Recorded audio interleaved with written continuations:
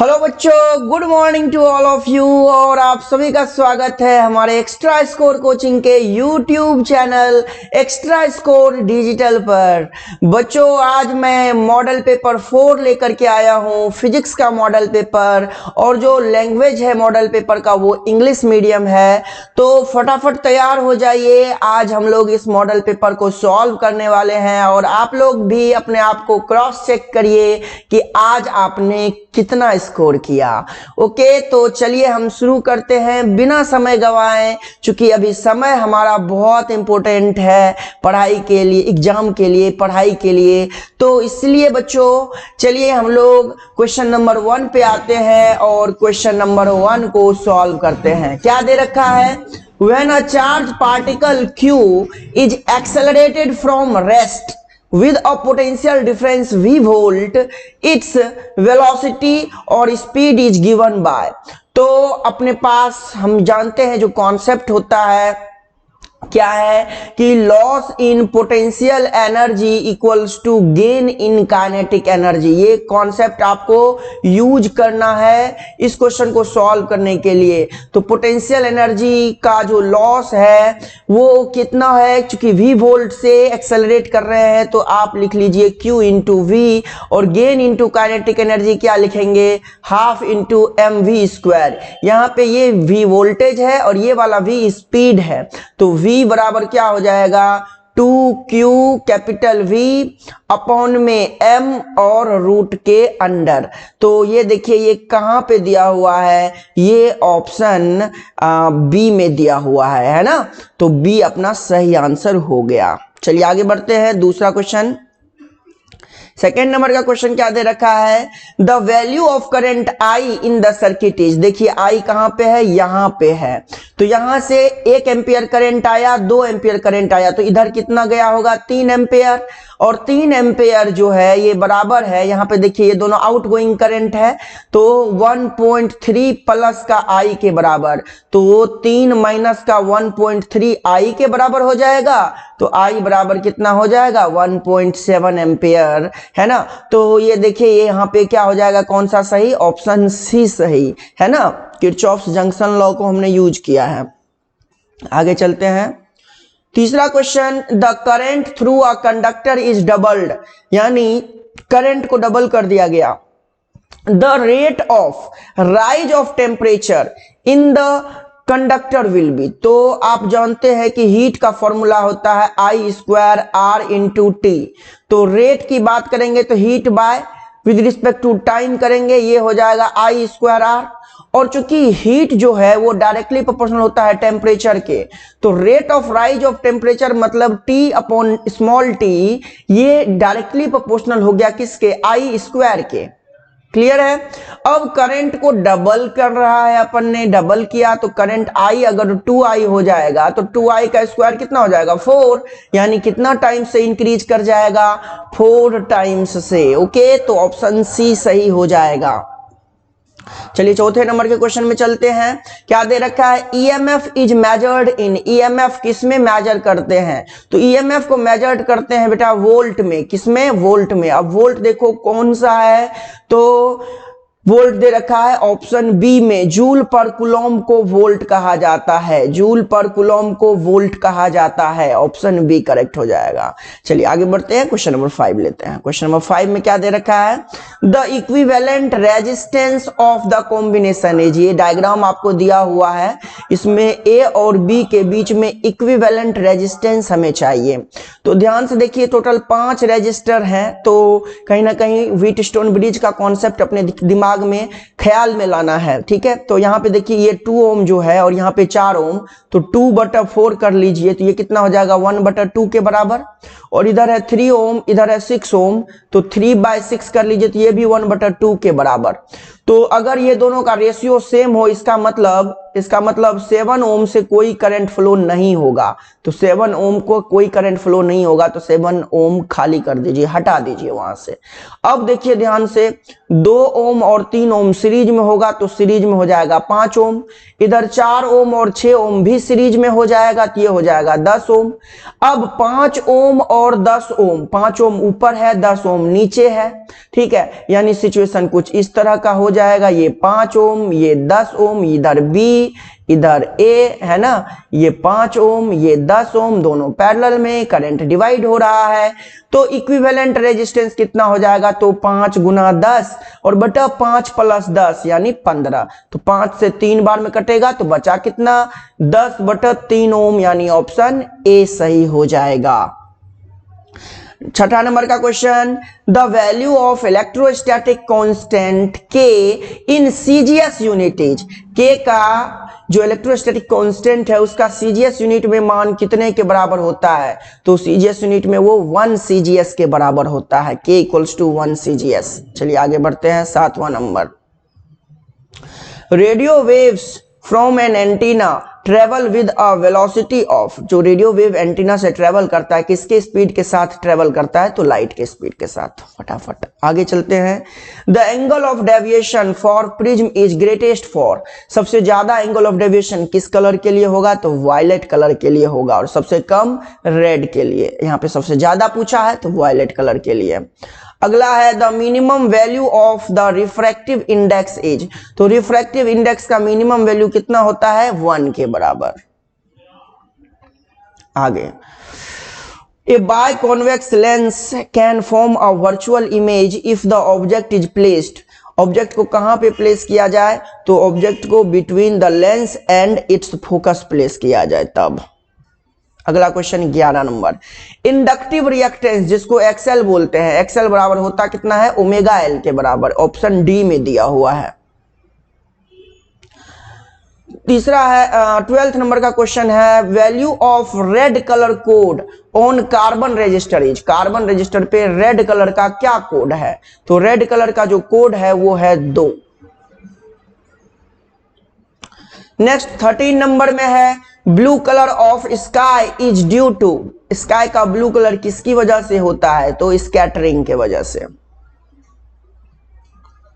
फिर आता है 14th number, evidence of the wave nature of light can not be obtained from, किससे obtain नहीं कर सकते, तो रिफ्लेक्शन से। 15वां number, a photo cell converts light energy into, photo cell जो है लाइट एनर्जी को किस में कन्वर्ट करता है, तो इलेक्ट्रिकल एनर्जी में, option B.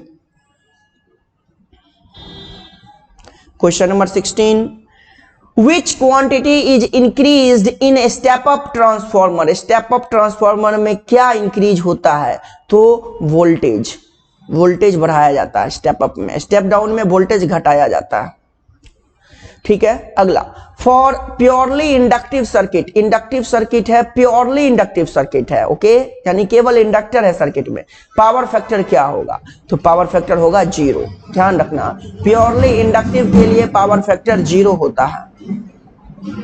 18वां, the magnetic flux phi linked with a coil is related to the number of turns N of the coil as, तो फ्लक्स जो होता है वो होता है N into B into A के बराबर, इसका मतलब मैग्नेटिक फ्लक्स डायरेक्टली प्रोपोर्शनल है एन के, तो ऑप्शन हो जाएगा ए। 19वां number, the time constant tau for L R circuit is, तो टाउ इक्वल्स टू होता है एल बाय आर, ध्यान रखिएगा, एल बाय आर, कभी कभी पूछ देता है एल बाय आर का डायमेंशन, तो टाइम के बराबर, सीधा सीधी जवाब है ना। 20वां नंबर, in an alternating current circuit the phase difference between current and voltage is phi, the wattless component of current will be, wattless component of current बताना है, तो ये होता है I R M S sine phi. अगला 21, the resonant frequency of LCR circuit, तो LCR circuit में resonant frequency कब होता है, जब इंडक्टिव रिएक्टेंस और कैपेसिटिव रिएक्टेंस एक दूसरे के इक्वल हो जाए, तो एक्सएल को लिखोगे ओमेगा एल और एक्ससी को लिखोगे 1 बाय ओमेगा सी, तो ओमेगा स्क्वायर कितने के बराबर, 1 बाय एलसी के बराबर, यानी ओमेगा कितने के बराबर, 1 बाय रूट ओवर एलसी के, और ओमेगा के जगह लिखोगे 2 पाई एफ नॉट, ये कितने के बराबर, 1 बाय रूट ओवर एलसी, तो एफ नॉट का मान 1/2 पाई 1/√LC, यानी कि ऑप्शन कौन सा सही हो गया, ऑप्शन ए सही हो गया है ना। ठीक है, आगे बढ़ते हैं। नेक्स्ट है 22, transformer works on the principle of, किस प्रिंसिपल पे ट्रांसफॉर्मर काम करता है, तो म्यूचुअल इंडक्शन पे। किस पे, म्यूचुअल इंडक्शन पे। 23वां number, the dimensional formula of the induced EMF. अब ईएमएफ है तो वोल्ट ना, है तो वोल्ट ही, और वोल्ट के लिए आप जानते हैं कि आपको वोल्ट पता चल गया, ईएमएफ का यूनिट होता है वोल्ट। अब वोल्ट और किसका होता है, पोटेंशियल डिफरेंस का, उसके अकॉर्डिंग भी आप निकाल सकते हैं, V बराबर W/Q, और W को लिखोगे mL2T-2 है ना, और Q को लिख दोगे A/T, AT हो जाएगा। तो ये हो जाएगा mL2T का पावर -3 A का पावर -1। ये मैच कर लो कहाँ पे है, mL2T का पावर -3 और A का पावर -1, ऑप्शन बी में। ठीक है बच्चों, डायमेंशनल फॉर्मूला निकालने के लिए ज्यादा परेशान होने की जरूरत नहीं है, आप बेसिक कॉन्सेप्ट्स का ध्यान रखो, आप आसानी से निकाल लोगे। और ये बात ध्यान रखो, एक क्वेश्चन तो डायमेंशनल फॉर्मूला पे होगा ही, और एक क्वेश्चन SI यूनिट या CGS यूनिट में जरूर पूछेगा, तो ये बात ध्यान रखिए, 2 क्वेश्चन तो फिक्स है। आगे 24, in nuclear reactor the control rods are made of, control rod किसका बना होता है, तो बोरॉन का बना होता है ना।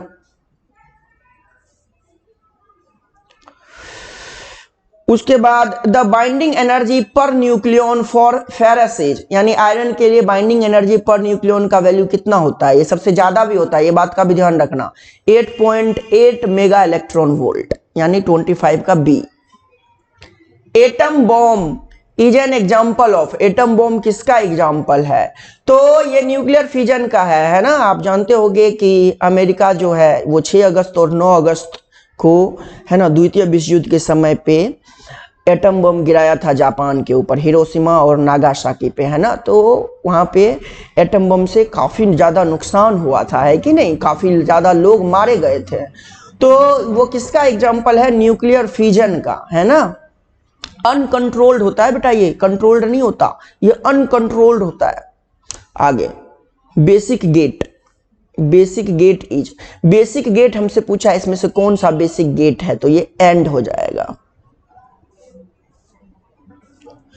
आगे है question, bonds in a semiconductor are, semiconductor में कैसे बॉन्ड बनते हैं, तो कोवैलेंट बॉन्ड बनते हैं, कैसे, कोवैलेंट बॉन्ड, ध्यान रखिए। 29वां नंबर, इन रिवर्स बायस्ड कंडीशन, क्या क्या सही है, इसमें से कौन सा ऑप्शन सही है रिवर्स बायस कंडीशन में, तो potential barrier across junction increases, potential barrier जो है वो जंक्शन के अक्रॉस इंक्रीज कर जाता है। अगला, the part of the transistor which is doped heaviest is, सबसे ज्यादा डोपिंग किसका किया जाता है, तो आप जानते हैं ट्रांजिस्टर में 3 पार्ट होते हैं, एमीटर, कलेक्टर, बेस, है ना। तो सबसे ज्यादा डोपिंग किस पार्ट का किया जाता है, एमीटर का, ऑप्शन ए।